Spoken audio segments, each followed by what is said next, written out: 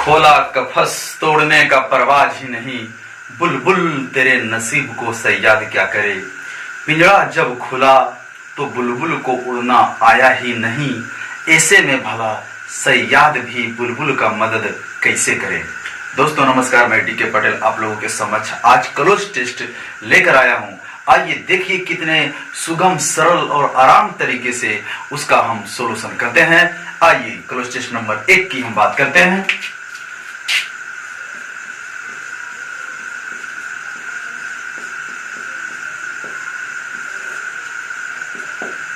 Cloze test number 1 की हम बात करते हैं।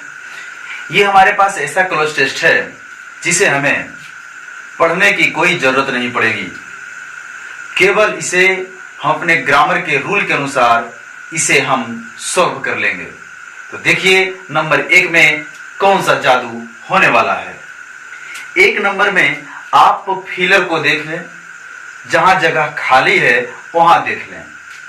खाली जगह के बाद हु लिखा गया है। हु दोस्तों एक रिलेटिव प्रोनाउन है, और हु रिलेटिव प्रोनाउन जब है तो हु के बाद जो वर्ब आया है आर्ग्यू, वो वर्ब लगा है हु के एंटीसीडेंट के अनुसार। आर्ग्यू सिंगुलर है या प्लुरल है? जी हां, आपने बिल्कुल सही बोला, आर्ग्यू प्लुरल है, क्योंकि अगर आर्ग्यू में एस लग जाता तब वो सिंगुलर बन जाता, क्योंकि वर्ब में एस या ईएस लगने से वो सिंगुलर बनता है, और ये एस या ईएस हटा दिया जाए तो वो प्लुरल बन जाता है। जैसे गो प्लुरल है लेकिन गोज सिंगुलर है, जैसे ड्रिंक प्लुरल है, ड्रिंक्स सिंगुलर है, उसी प्रकार आर्ग्यू प्लुरल है। अब सवाल यहां ये उठता है कि अगर आर्ग्यू प्लुरल है, हु रिलेटिव प्रोनाउन है, अब वहां पर जो हमें सब्जेक्ट चाहिए वो तो प्लुरल ही रहेगा। प्लुरल सब्जेक्ट में हमारे पास ऑप्शन में दिस सिंगुलर है, दैट सिंगुलर है, दा लग ही नहीं सकता, और दोज है तो दोज तो हमारा प्लुरल है, इसीलिए हमारा आंसर यहां पर 4 नंबर होना चाहिए। 2 नंबर ऑप्शन की अगर हम बात करें तो 2 नंबर फिलर के पहले आप देखें बी वाई बाय लगा हुआ है, और बाय एक प्रीपोजिशन है। आपको ये बात ध्यान में रखना पड़ेगा कि हर प्रीपोजिशन के बाद अगर कोई वर्ब आता है तो वो V4 में रहता है, और यहां पर ये वर्ब नहीं कहलाकर ये जिरंड कहलाता है। इसकी तो जानकारी आपको होगी ही। तो यहां पर बाय प्रीपोजिशन आया है, अर्थात ये जिरंड हमारा क्या है, नाउन के इक्विवेलेंट है, नाउन के बराबरी वाला है। प्रीपोजिशन के बाद नाउन की आवश्यकता है। हमारे पास ऑप्शन में point, pointed, two point, point हमारा वर्ब है, पॉइंटेड वर्ब है, टू पॉइंट हमारा इन्फिनिटिव है। हाँ, अब सवाल ये उठेगा सर इन्फिनिटिव भी तो नाउन की तरह ही कार्य करता है। जी हाँ दोस्तों, इन्फिनिटिव नाउन की तरह कार्य करता है, लेकिन प्रीपोजिशन का ऑब्जेक्ट इन्फिनिटिव नहीं होता। प्रीपोजिशन का ऑब्जेक्ट केवल जिरंड होता है, इसीलिए हमारा जो सही होगा ऑप्शन वो 2 नंबर का सी सही होगा। आइए आगे बढ़ते हैं नंबर 3 पर।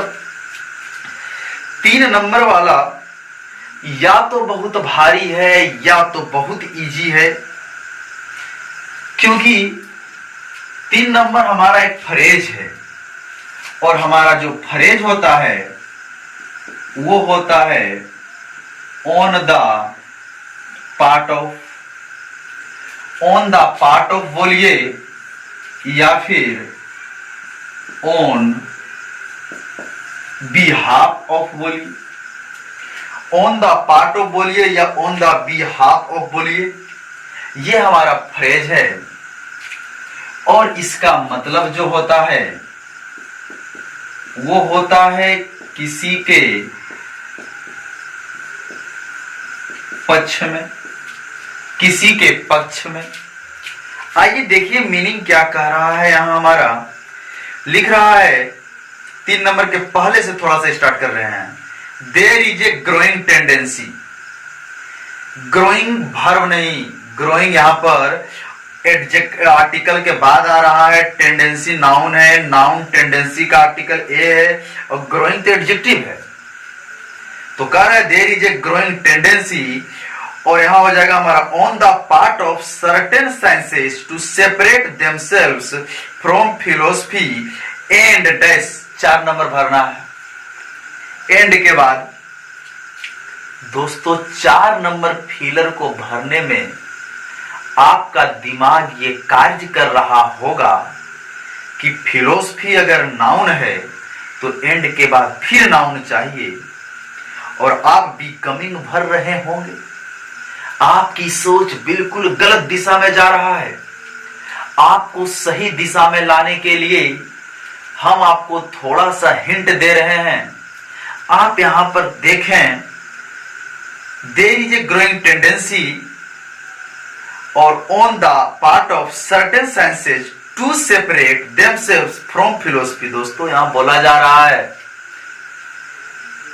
कि there is a growing tendency, बोल रहा है टेंडेंसी जो है वो बढ़ी है। बढ़ता हुआ टेंडेंसी के बारे में बात हो रही है, प्रवृत्ति के बारे में। क्या प्रवृत्ति बढ़ा है वो बोल रहा on the part of certain sciences.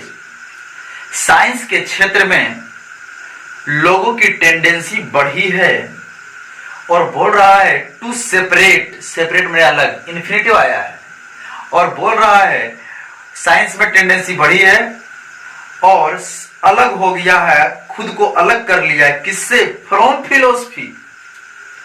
लोगों ने साइंस के क्षेत्र में अपनी प्रवृत्ति को बढ़ाया है और फिलोसफी से खुद को अलग कर लिया है, और डैश इंडिपेंडेंट और स्वतंत्र हो गया है। सोचिए, अलग हो गया है और स्वतंत्र हो गया है। यहां है एंड से जुड़ा हुआ। यह नहीं कि फिलोसफी से और स्वतंत्र हो, फिलोसफी से अलग हो गया, स्वतंत्रता से अलग हो गया। स्वतंत्रता से अलग हो गया इसका मतलब क्या गुलाम हो गया?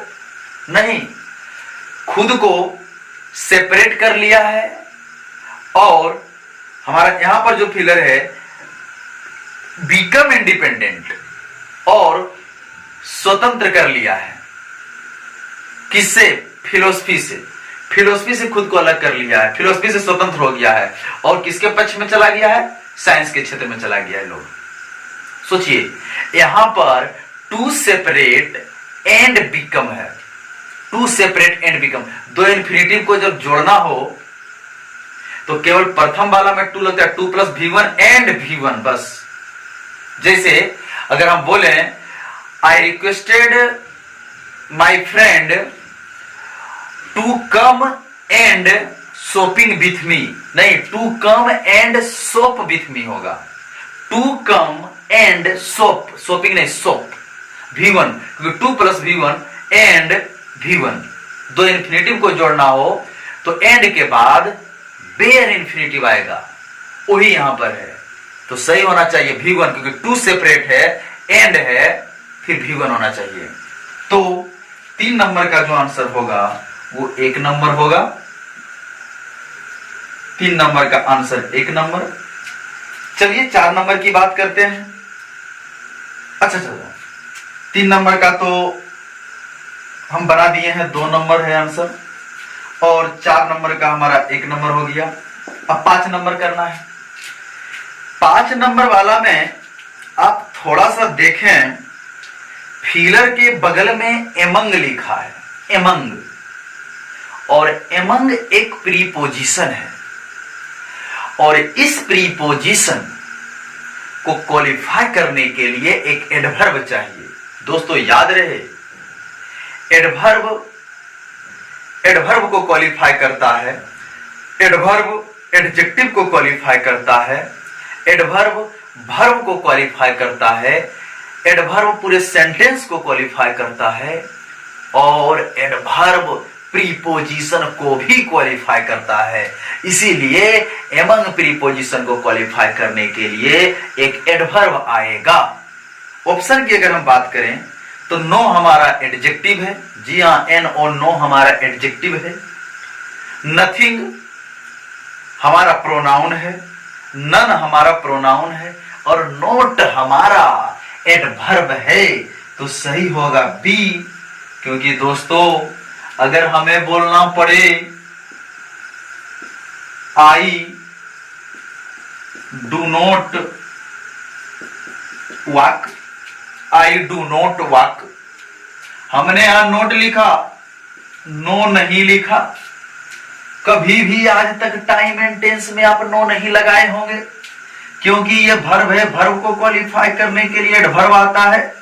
ग्रामर का रूल आपको ये भी पता होगा कि एक्जुअलरी वर्ब और मेन वर्ब के बीच में एडवर्ब अलाउड है। ओके, कितनी आसानी से हमने अभी अभी 5 क्वेश्चन को क्लियर कर लिया है। अब हम क्लोज टेस्ट नंबर 2 पर चलते हैं और फिर देखते हैं कि क्लोज टेस्ट नंबर 2 में क्या समस्या है हमारे साथ।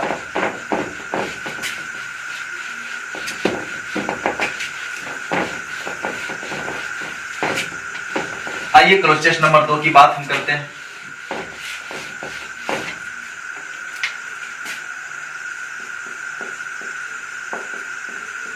Close test 2 number 1, number 2, number 3, number 4, 5, 6, 7, 8, 9 और 10। आइए हम 10 के बारे में बात करेंगे। ध्यान दीजिएगा, इसमें समझना पड़ेगा बात को। अभी जैसे बिना पढ़े बना लिए, इसमें नहीं बनने वाला है, कि मीनिंग बेस्ड है, ग्रामर बेस्ड नहीं था कि हम देखें और कर दिए। इसमें मीनिंग है, समझना पड़ेगा बातों को। बिना समझे हुए कीजिएगा तो सब गलत हो जाएगा, अंदाजे कुछ नहीं हो सकता है। चलिए देखते हैं, समझते हैं कैसे क्या हो रहा है इसमें। Scientist have developed an electronic circuit, वैज्ञानिकों ने एक इलेक्ट्रॉनिक सर्किट बनाया है, एक इलेक्ट्रॉनिक सर्किट को डेवलप किया है। That dash the wiring of the human brain in some ways, और बोल रहा है कि कुछ मामलों में, सम वेज कुछ मामलों में, ये मानव के ब्रेन के क्या है, मानव के ब्रेन के क्या है। इमिटेट्स है, लिमिट्स है, मिमिक्स है, एक्सपेंड्स है। एक्सपेंड्स फैलाना, क्या कुछ मामलों में मानव के ब्रेन के फैलाना है, क्या सीमित करना है, कुछ मामलों में मानव के ब्रेन सीमित करना है, जो मानव के ब्रेन को सीमित करता है। नहीं, यहां पर मीनिंग आ रहा है कि वैज्ञानिकों ने जो इलेक्ट्रॉनिक सर्किट का निर्माण किया है, वो इलेक्ट्रॉनिक सर्किट मानव के ब्रेन के वायरिंग के जैसा है, एकदम मानव का ब्रेन जैसा है, मानव के ब्रेन का सर्किट जैसा है, ऐसा है उसने उस सर्किट का निर्माण किया है। मतलब मानव के ब्रेन का नकल किया है। नकल करना, नकल करने का हमारे पास यहां पर 2 वर्ड है। एक ऑप्शन 1 इमिटेट्स और ऑप्शन नंबर 2 मिमिक्स। मिमिक्स जो बना है मिमिक्री से बना है, और मिमिक्री किसी के बिहेव और किसी के आवाज को नकल करना, मिमिक्स। और इमिटेट्स जो है किसी के सिद्धांत को नकल करना, किसी चीज का अनुकरण करना, कॉपी करना। अब सोचिए ये दोनों में सब एक ही को लेना है, एकदम आवाज और बिहेव का तो नकल हो नहीं रहा है, या किसी के सिद्धांत को नकल किया है, अनुकरण किया है। तो ऑप्शन 1 नंबर का 1 नंबर आंसर होगा, इमिटेट सही। एकदम भारी नहीं था, केवल समझने वाली बात थी। ओके, चलिए आगे बढ़ते हैं। फिर अगर हम 2 नंबर ऑप्शन की बात करें तो लिख रहा है an achievement that revolutionise computer science. देखिए 2 नंबर फिलर, फिलर के बाद रिवोल्यूशनाइज लिखा है V1, ठीक। और ऑप्शन में दिया है शैल, कुड, ऑट, हैव। हम हैव की अगर बात करें कि हैव हमको रखना है, हम नहीं रख सकते हैव। हैव अगर आता तो रिवोल्यूशनाइज नहीं, रिवोल्यूशनाइज्ड होता, भी थर्ड होता। लेकिन रिवोल्यूशनाइज यहां पर V1 है, इसलिए हमें हैव नहीं दे सकते, हम हैव नहीं दे सकते। आइए, क्या ओट दे सकते हैं? नहीं, ओट अगर देते तो 2 + V1 आता है, और यहां पर तो रिवोल्यूशनाइज है, 2 रिवोल्यूशनाइज रहता तो ओट होता, ओट हो नहीं सकता। अब सेल के बाद भी V1, कुड के बाद भी V1, सेल या कुड में से दोनों में से एक ही कोई होगा, लेकिन यही दोनों में से एक होगा कोई। लेकिन अब जो है यहां पर हम सेल नहीं दे सकते, केवल कुड देंगे, क्योंकि पैसेज को आप पूरा देखें, इसका आंसर पैसेज में ही है। आप देखें 10 नंबर फिलर के पहले कुड लगा हुआ है, 10 नंबर फिलर के पहले कुड लगा हुआ है हमारे पैसेज में, इसीलिए हमें कुड देना पड़ेगा। और मीनिंग बेस्ड भी अगर आप देखें तो मिलेगा आपको एन अचीवमेंट, एक उपलब्धि, दैट जो कुड रिवोल्यूशनाइज कंप्यूटर साइंस, बोल रहा है कि कंप्यूटर साइंस में एक क्रांति लाएगा कि ला सकता है। वैज्ञानिक जो ये सर्किट बनाया है, इससे कंप्यूटर जगत में एक क्रांति लाएगा, वो कि ला सकता है नहीं, वैज्ञानिकों की ऐसी क्षमता का बोध हो रहा है, वैज्ञानिक को ऐसा लग रहा है, उसके पास क्षमता है कि वो एकदम क्रांति ला सकता है, क्षमता का बोध, कुड। आइए आगे बढ़ते हैं। आगे में एंड, कंप्यूटर जगत में क्रांति ला सकता है। क्रांति मतलब क्या? बहुत अच्छा, पहले से कुछ अच्छा कर देगा। And dash understanding of how nature's most powerful dash works, और बोला है अंडरस्टैंडिंग, और अंडरस्टैंडिंग को क्या करेगा? बढ़ाएगा। और बढ़ाने वाला वर्ड चाहिए, एक्सीड नहीं होगा, एक्सीड कोई मात्रा में अधिक होना एक्सीड होता है, यहां मात्रा वाली बात नहीं हो रही है। इंपेयर एकदम नहीं, इंपेयर का मतलब होता है डैमेज करना, डैमेज, क्षतिग्रस्त कर देना किसी को। वो क्या अंडरस्टैंडिंग पावर को क्षतिग्रस्त कर देगा? वो जो सर्किट बनाया है एकदम बेकार हो रहा है, नहीं हो सकता है। आगे हम डेवलप की अगर बात करें तो डेवलप भी सही हो सकता है, और इंप्रूव करें तो वो भी हो सकता है। अंडरस्टैंडिंग पावर डेवलप करेगा, इंप्रूव करेगा, लेकिन डेवलप और इंप्रूव में अंतर है, डिफरेंस है, दोनों में बहुत बड़ा डिफरेंस है। कोई चीजें अगर दुनिया में नहीं है और उसे करना है तो डेवलप होता है। जैसे ऊपर वाले लाइन में लिख दिया है, scientist have developed an electronic circuit, वैज्ञानिकों ने इलेक्ट्रिक सर्किट को क्या किया? डेवलप किया है, बनाया है, मानव के जैसा पहले नहीं था, डेवलप करना हुआ। और अगर पहले से होता और उसको सुधार करता तब इंप्रूव होता। इसीलिए यहां पर अंडरस्टैंडिंग पावर को क्या करेगा? वो इंप्रूव करेगा, ना कि डेवलप करेगा। पहले से था अब और अच्छा कर देगा। कंप्यूटर पहले से था, कंप्यूटर जगत में क्रांति ला दिया है इलेक्ट्रॉनिक सर्किट बनाकर, तो इंप्रूव होना चाहिए। आप एलडीसी पास कर जा रहे हैं, सीजीएल में अटक जा रहे हैं, हम आपको बोलेंगे आपको और इंप्रूव करने की जरूरत है।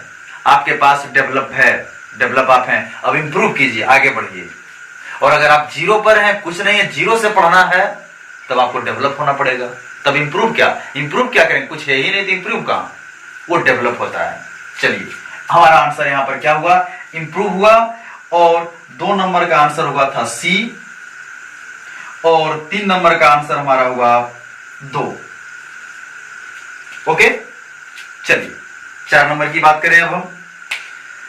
3 नंबर में और लिखा है, of how nature's most powerful dash works, how nature's most powerful, बोल रहा है कि प्रकृति का सबसे पावरफुल डैश कार्य करता है। प्रकृति का सबसे पावरफुल क्या चीज है जो कार्य करता है, और वो कार्य कैसे करता है? हाउ लिख दिया है, how nature's most powerful dash works, प्रकृति का सबसे पावरफुल डैश कैसे कार्य करता है? क्या चीज कैसे कार्य करता है? ब्रेन नहीं, सर्किट। सर्किट के बारे में बात होगी, ब्रेन के बारे में नहीं। हाँ, ब्रेन वो नेचर वाला ही, हमारा ही ब्रेन है, अब ब्रेन के अंदर की बात कर रही, सर्किट का बात, वो कंप्लीट जब बन जाएगा तो ये ब्रेन हो जाएगा, और उधर जब उसका कंप्लीट अपना बन जाएगा तो उसका अपना सिस्टम हो जाएगा, ये जो हो जाएगा, ठीक। लेकिन ये सर्किट की भी बात हो रही, उसका सर्किट कैसे कार्य करता है ये जानना है, सर्किट। तो आंसर हमारा ब्रेन नहीं, आप ब्रेन में जा सकते हैं, लेकिन हमारा आंसर 4 नंबर का होगा सी नंबर, सर्किट। चलिए 5 नंबर की बात करें अगर हम, तो द डैश बिल्ट, वो जो बनाया है, क्या बनाया है, कंप्यूटर बनाया है, मॉनिटर बनाया है, सर्किट बनाया है, सिस्टम बनाया है। सर्किट तो बोल ही दिया सर्किट बनाया है, लेकिन जब वो बन के रेडी होगा तो वो एक सिस्टम है, प्रणाली है, अनेक प्रकार के हर प्रकार की चीजों से मिलकर बना है, उसका सेट है, वो सिस्टम है, सिस्टम होना चाहिए एकदम। 5 का सी। 6 नंबर की अगर हम बात करें, और 6 नंबर की तुरंत लिख रहा है ऑन ए डैश चिप, और वो जो बनाया है सिस्टम किस चीज पर बनाया है, किस चीज पर, और बोल रहा है ऑन ए डैश चिप, एक चिप पर बनाया है, और वो चिप कैसा है, वो चिप के बारे में बोल रहा है। 6 नंबर, क्या सिलिकॉन चिप है, माइन्यूट चिप है, ब्रॉन्ज चिप है, बिग चिप है, हमको कैसे पता चलेगा किस चिप पे बनाया है। आगे पढ़ते हैं क्या लिखा है, आगे लिखा है the size of a finger nail, the size of A, 6 number का आंसर आगे लिख दिया है, the size of a finger nail, वो उंगली के नाखून इतना छोटा है, एकदम छोटा की बात हुई है। तो छोटा का अंग्रेजी इस ऑप्शन में हमारे पास माइन्यूट है, और माइन्यूट जो है हमारा 2 नंबर ऑप्शन में है, एकदम छोटा चिप पर बनाया है। कितना आसानी से पकड़ में आ रहा है हमारा सारा आंसर, केवल आराम से, डरने की बात नहीं। आप डर जाते हैं क्लोज टेस्ट को देखकर, मेरा यह कहना है आप डरिए मत, उसको बनाने का प्रयास कीजिए। अगर 5 क्वेश्चन है, होगा, एक के 2 सही हुआ, धीरे धीरे इंप्रूव करेंगे, हम आगे बढ़ेंगे, प्रैक्टिस से कोई भी चीज आसान बन जाता है, अचानक रातों रात परिवर्तन नहीं होता है। एक हमारा दोस्त था, वो जब पढ़ना शुरू किया तो रात 12-1 बजे तक पढ़ता था, उसका कहना था कि हम अपने आप को बदल लेंगे 1 महीना में, लेकिन कुछ नहीं हो पाया। रातों रात परिवर्तन नहीं होते दोस्त, जो बचपन में जितना अधिक मेहनत किया है उसे अभी कम मेहनत में ही गुजारा हो जाता है, जो बचपन से एकदम मेहनत नहीं किया है उसे अभी बहुत मेहनत की आवश्यकता है, क्योंकि उसके लेवल में आना है, बराबर आना है। इसलिए मेहनत तो कभी नहीं छोड़ेगा, पहले मटर गश्ती तो आज सजा है, और पहले सजा तो आज मटर गश्ती है। चलिए आगे बढ़ते हैं, नंबर 7 पर हम बढ़ते हैं। 7 नंबर लिखा है इज डैश फ्रॉम, एकदम बिना देखे बन जाएगा, फ्रॉम प्रीपोजिशन लगा। 7 नंबर फिलर के बाद फ्रॉम प्रीपोजिशन लगा देने से हमें पता करना पड़ेगा कि फ्रॉम कौन सा वर्ड के साथ आएगा। 7 नंबर हमारे पास ऑप्शन है, 4 है, बियॉन्ड है, एबव है, फार है। फार फ्रॉम, किसी चीज से दूर, तो फार होगा ऑप्शन नंबर 7 का जो होगा हमारा वो डी हुआ, फार फ्रॉम, किसी चीज से दूर। ओके, चलिए आगे बढ़ते हैं। और 7 नंबर में लिख रहा है from the thinking machines of science fiction, science fiction के मशीन से, मशीन के सोच से दूर है, बहुत दूर है ये सर्किट। ये सर्किट जो है साइंस फिक्शन से बहुत दूर है। साइंस फिक्शन क्या है, साइंस से बनाया साइंस नहीं, साइंस और साइंस फिक्शन अलग है। साइंस फिक्शन का मतलब काल्पनिक विज्ञान, जो कल्पना करता है, कथाओं में जो बात होती है, जो उपन्यासों में होती है, कल्पना वाले में, उसकी कल्पना के विज्ञान से एकदम बहुत दूर है ये, उसकी सोच में भी नहीं आ सकती, उसकी सोच से भी बहुत दूर है। बोल रहा है फार फ्रॉम थिंकिंग, एकदम उसकी सोच से भी बहुत दूर है। ओके, चलिए एकदम सटीक हो गया हमारा 7। 8 नंबर पर पहुंचते हैं।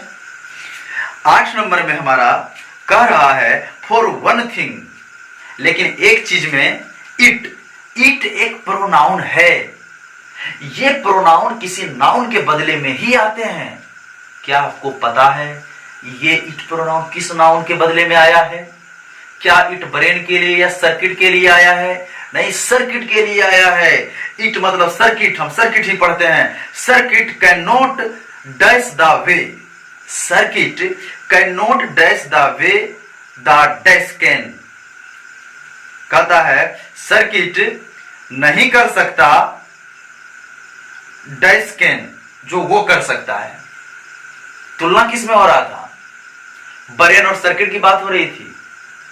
सोचिएगा, सर्किट नहीं कर सकता या फिर सर्किट नहीं हो सकता जो डैश कर सकता है। ब्रेन, जो ब्रेन कर सकता है वो सर्किट नहीं कर सकता, सीधा का मतलब हो रहा है यहां पर।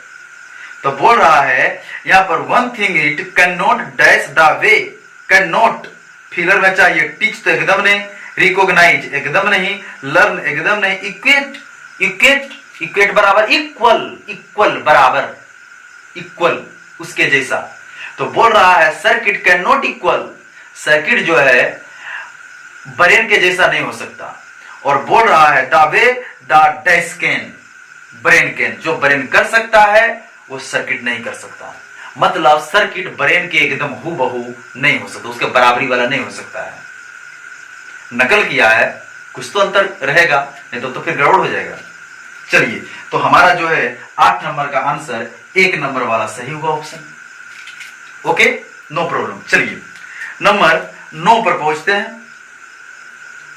9 नंबर की अगर हम बात करें तो 9 नंबर तो भर ही दिए हैं, ब्रेन कैन अभी अभी हो गया, ब्रेन डी। और 10 नंबर में लिख रहा है इट कुड, सर्किट के बारे में बात करें, बट रिसर्चर्स से, लेकिन शोधकर्ताओं का कहना है कि इट कुड मतलब circuit could dash in better speech, circuit क्या करेगा? बेहतर करेगा। सर्किट जो है वो बेहतर करेगा and object recognition by computers के द्वारा पहचान करने में कोई भी चीज आसानी होगी। और वो सर्किट जो कुछ तो बेहतर करेगा, अच्छा परिणाम देगा, बेहतर करेगा। एकदम रिस्पोंड उत्तर देना, गिव देना, एल्ड समर्पण, आत्मसमर्पण नहीं, एकदम सही होगा रिजल्ट। और प्रीपोजिशन इन लगा हुआ है, रिजल्ट इन, रिजल्ट के साथ प्रीपोजिशन इन लगता है। रिजल्ट इन का मतलब परिणाम देना, और ये कहता है सर्किट एक अच्छा परिणाम दे सकता है, एकदम क्षमता का बोध यहां भी। और 2 नंबर क्वेश्चन में भी यही बात था। क्लियर? चलिए, तो ये जो है अच्छा परिणाम दे सकता है। तो 10 नंबर का जो सही होगा हमारा आंसर वो डी नंबर होगा। डी नंबर में हमारा समस्या ये था कि रिजल्ट के साथ इन लगेगा, रिजल्ट इन।